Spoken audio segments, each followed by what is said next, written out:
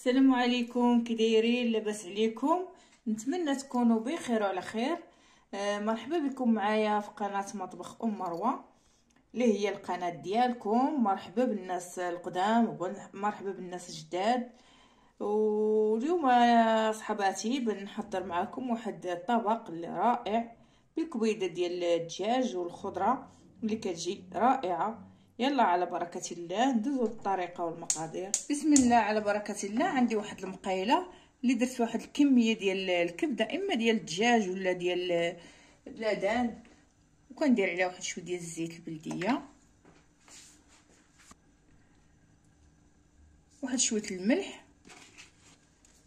وكنخليها حتى كتشحر مزيان.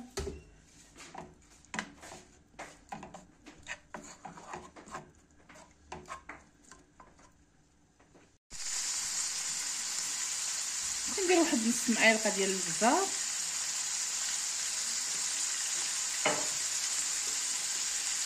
نص معلقه ديال السكينجبير،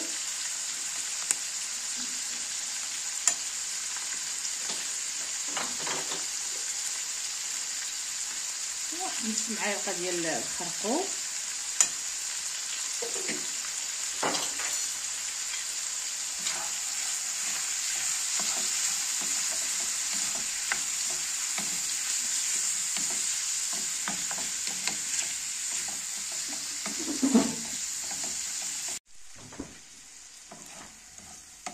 من بعد ما طابت الكبيده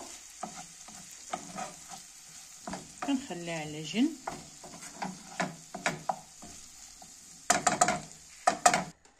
وكناخذ واحد المقيله اللي كندير فيها واحد الكميه ديال البصله اللي مقطعه رقيقه، وكنزيد عليها واحد 4 الفصوص ديال الثومه محكوكين، كنزيد شويه ديال الزيت،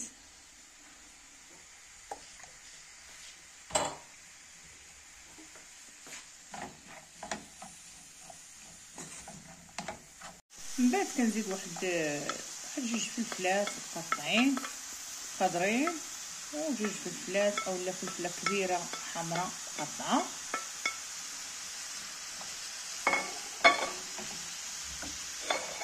وغناخذ واحد 3 الخيزوات اللي سلقتهم من قبل وصفيتهم من الماء.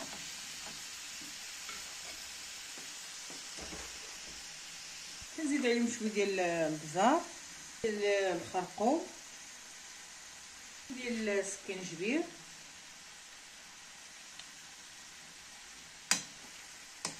ونحرك باش ما تلصقش هاد الخضره. البصله والفلفله دغيا كيطيبوا، خيزو راه سلقتو نص سلقه، وكندير واحد شويه الملح على حساب الذوق، وكنزيد واحد 2 معالق ديال مطيشه حكاها انايا، طحناها في الدار، ولا عندكم ديال الحك كديروها.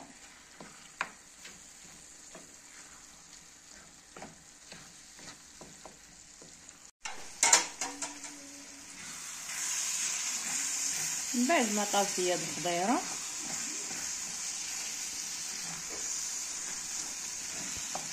نزيد واحد المعلقه ديال صوص الصوجه،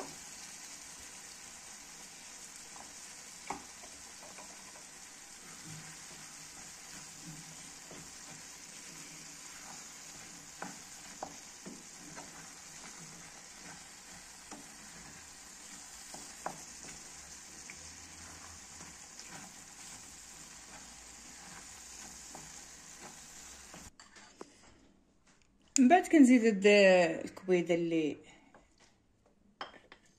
شحرت من قبل، كنخلطها وتدخل ليا وسط هاد الخضره.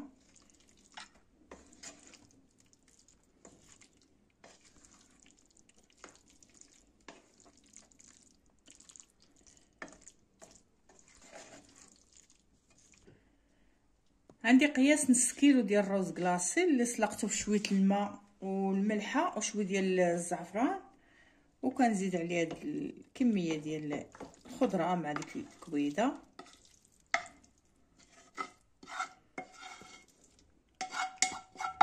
وكنبدا ندخل هاد الخضيره والكبده وسط هاد الروز بشويه بحال هكا.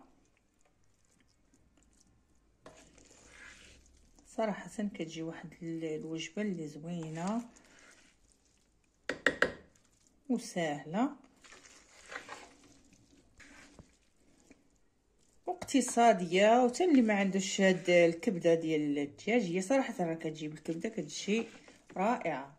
واللي ما عندوش يقدر يدير غير الخضره بحال هكا بهذه الطريقه مع الروز كتجي يا سلام.